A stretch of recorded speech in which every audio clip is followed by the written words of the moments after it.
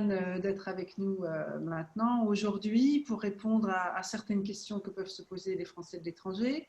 Vous avez donc rédigé ce rapport à la demande du Premier ministre sur la mobilité internationale des Français de l'étranger, vous-même en tant que député sur la en Asie. Est-ce que vous pourriez nous dire peut-être quelques mots sur ce rapport et votre travail avant qu'on rentre vraiment dans les questions? Alors, effectivement, le Premier ministre m'a demandé ce rapport en février 2018. Je l'ai rendu en septembre 2018. C'était un travail absolument énorme. Et franchement, on aurait pu faire 4 rapports, parce qu'en fait, dans la façon de fonctionner de ce type de mission, de rapport, on nous donne 4 mois pour travailler en réalité, même si légalement on dispose de 6 mois. On nous donne toujours 4 mois parce que l'État a l'habitude du fait que un certain nombre de personnes avec lesquelles je dois travailler sont toujours en retard. Effectivement, j'ai pu l'observer. J'étais censée avoir à ma disposition 3 inspecteurs, un aux affaires étrangères que j'ai eu de façon sporadique, un aux finances que j'ai eu, qui était un monsieur à l'aube de sa retraite, ça a été sa dernière mission, et un que j'aurais dû avoir aux affaires sociales et que je n'ai jamais eu. Ce qui veut dire que sur le sujet de la protection sociale, j'ai dû avancer seule, comme j'ai pu, en n'ayant aucun support du ministère des Affaires sociales. Quand je dis aucun, c'est aucun. Du côté des affaires étrangères, j'ai eu un appui un peu par inspecteur que j'ai vu encore une fois très sporadique, mais j'ai eu un véritable appui du côté de la direction des Français à l'étranger qui m'a beaucoup aidée, avec laquelle je suis restée en contact. Et c'est certainement au cours de ce rapport la rencontre la plus efficace que j'ai pu faire et la plus utile. Et c'est ceux qui ont été le plus intéressés par le sujet, les plus concernés et qui avaient vraiment envie d'avancer, parce qu'on sentait que sur certains sujets, eux avaient aussi intérêt à ce que les choses avancent. Et là, notamment un petit peu sur le retour en France, mais beaucoup sur la partie de la simplification des démarches administratives. Même si cette simplification ne concerne pas seulement le ministère des Affaires étrangères et les affaires consulaires, mais aussi beaucoup d'autres ministères, et là, il y a encore un gros travail. Et s'agissant des finances, je n'ai pas trouvé des gens très intéressés, c'est le moins qu'on puisse dire, même pas du tout. Et là où j'ai été extrêmement surprise, c'est le jour où j'ai rendu mon rapport au Premier ministre, j'ai eu le sentiment qu'il y avait comme un malentendu, puisque moi j'étais venue pour parler de la fiscalité des non-résidents, et la première question que m'a posée le Premier ministre, je crois bien ne l'avoir jamais dit ça d'ailleurs, il m'a posé une question sur est-ce que j'avais une solution pour l'exit tax. Alors les bras m'en sont tombés, on m'avait jamais demandé de travailler là-dessus. Il y a une petite partie consacrée à ça, dans laquelle je fais un petit comparatif de mécanismes d'exit tax entre différents pays. Mais c'est tout. Je n'ai pas fait de recommandations spécialement par rapport à ça. Pour moi, c'était à l'époque un assez bon. Ça avait été traité et pour moi, je n'avais pas vocation à travailler là-dessus, puisqu'en plus, il ne s'agit pas vraiment de Français à l'étranger, il s'agit de Français qui quittent la France. Donc, ce n'est pas mon sujet. Donc, aux finances, des gens pas très intéressés, sauf un service, la direction des impôts des non-résidents, à Noisy-le-Grand, qui, elle, a un énorme problème de fonctionnement, parce que, comme beaucoup d'administrations au sein de la fonction publique, on lui demande depuis des années de trouver des volants d'amélioration de sa performance et de son efficacité, et on lui a réduit pendant plusieurs années de suite le nombre d'agents.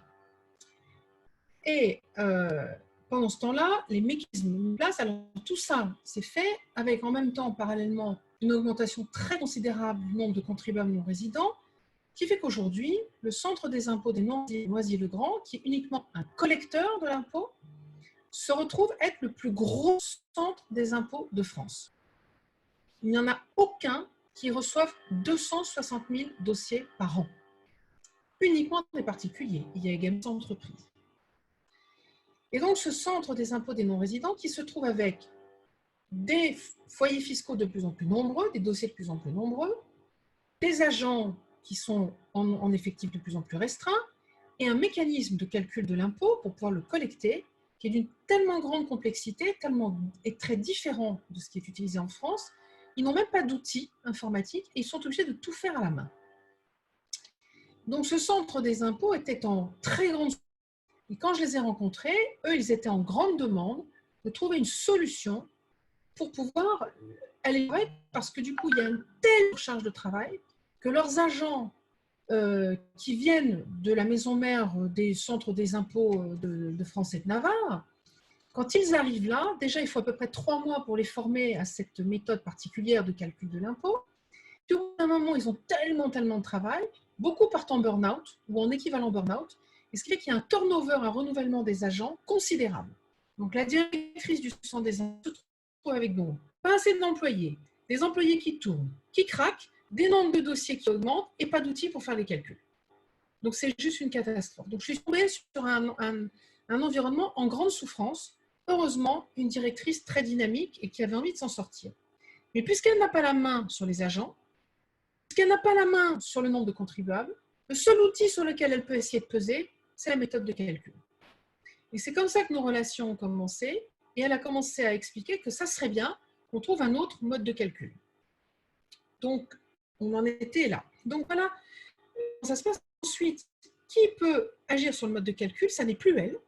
C'est une autre direction au sein du ministère des Finances qui s'appelle la direction de la législation DLF et qui, elle, ne s'intéressait absolument pas au sujet.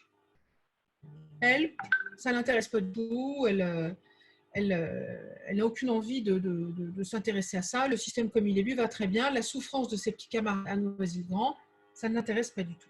Donc voilà dans quel état d'esprit s'est construit ce rapport, en sachant qu'en plus, comme je m'occupais également du retour en France, qui donc concerne des administrations qui sont en France, je m'occupais également de la simplification administrative qui ne concerne pas seulement des choses qu'on fait, mais aussi des choses, il y a des administrations avec lesquelles on a besoin d'interagir quand on est en France, enfin, qui sont en France alors qu'on est à l'étranger.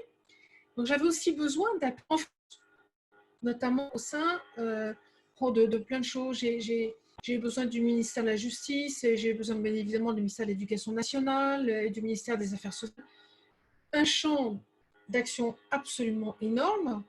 Et très honnêtement, le sentiment au bout de ces 4 mois de courir après mon temps, d'avoir un travail une pelote de laine qui était absolument infinie, et personnellement, l'impression d'avoir un travail inachevé ou incomplètement fait. Alors, beaucoup de gens ont salué le travail, mais je peux vous dire que moi, à titre personnel, il y avait beaucoup à faire, beaucoup à faire. Et j'aurais eu besoin de l'appui de l'État dans ces différentes instances pour pouvoir aller beaucoup plus loin.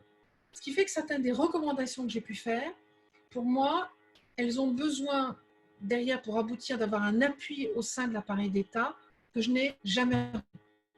Et aujourd'hui, si je voulais les faire avancer, il faudrait que je reparte en guerre, parce que c'est vraiment une guerre, de se battre pour toutes les portes et nous les ouvre et qu'on puisse enfin discuter. Donc voilà, donc ça c'est le côté un peu frustration que j'ai eu dans ce rapport.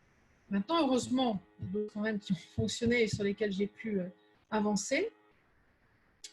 Alors, dans l'ordre, il y avait donc 4 parties. Sur le retour en France, alors je ne sais pas déjà, est-ce que ça répond un petit peu à votre question, ce rapport, ce que je vous ai dit là?